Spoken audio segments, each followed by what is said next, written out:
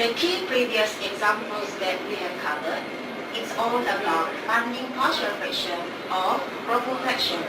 In this next example, I want to show you how to determine partial fraction if we are given improper fraction. For example, in this expression here, it is very clear that this is improper fraction because the power of x in numerator is 4 is larger than the power of x in denominator 2. Now, next step is we need to divide this expression. Now, the purpose of dividing this expression is we want to convert improper fraction into proper fraction. Okay, for example,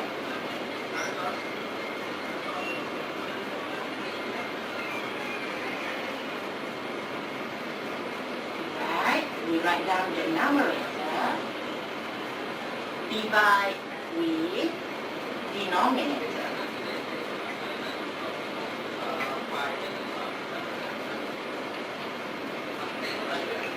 Actually, the process of division is very similar with the basic division that we have learned in school.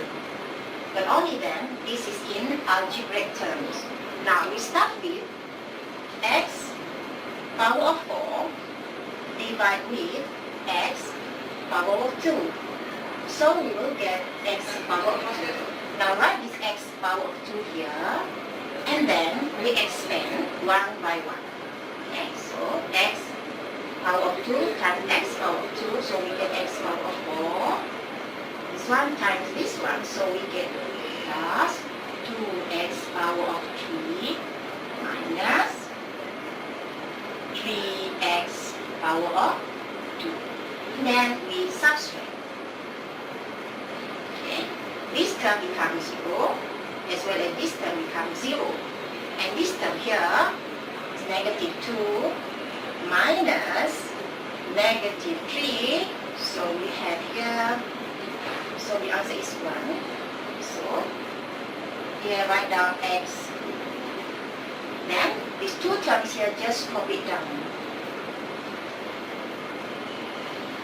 Then take x squared, divide with x squared. So we will get 1. Now write plus 1 here.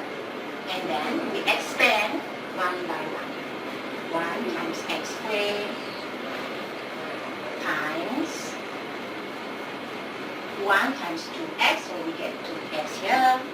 1 times negative 3, so we have negative 3 here. Then we subtract again. Now, this term here becomes 4. And 4x minus 2x, we get 2x. Negative 1 minus negative 3. Okay, so we get, the answer is 2. So, plus. Now, at this point here, we need to stop division. Now, how are we going to know that we need to stop division? Now, I'll show you. Let's say we keep going. Let's say 2x here, divide by x squared. So we will get the answer 2 over x. We get the answer in fraction terms. It cannot be in fraction terms, it only can be in this term only. Okay, so here we need to stop our division. Now, write our answer in mixed number answer. Now, so take this one. And then plus the remainder. The remainder becomes our numerator, and then over denominator.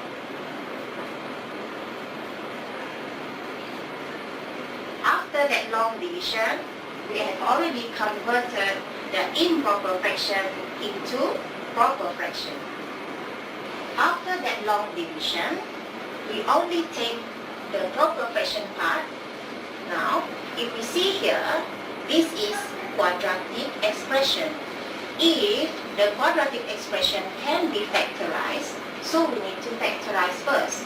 So we will get x plus 3, x minus 1. if the quadratic expression cannot be factorized, so it will retain as quadratic factor. Now, rewrite like this, and then we label this as L, linear, and this is also linear. Write down here A and B. Now, next process is we want to write partial fraction drop using this label. So, becomes A over X plus 3 plus B over X minus 1.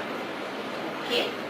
Now, the next step is we want to construct an equation by applying cross multiplication. Okay, so we have A times X minus 1 plus B times X plus 3 and equal it to the numerator of the question. And label this as equation 1. Now, the concept is if we want to find A, we need to make this term 0 and so on.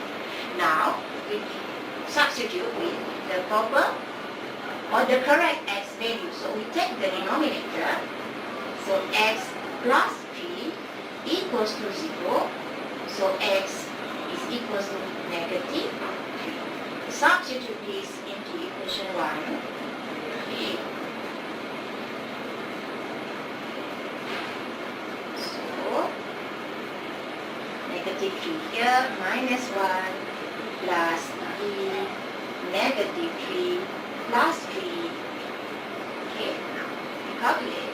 This becomes negative 6 plus 2, we get 4, negative 4 here, equals to negative 4 here, negative 4A. Now this term becomes 0. So we get A is 1. So this is our first answer. Now take another X value. Okay, write it down here. X minus 1 equals to 0. So X is equals to 1. Now substitute this value into equation 1. Okay.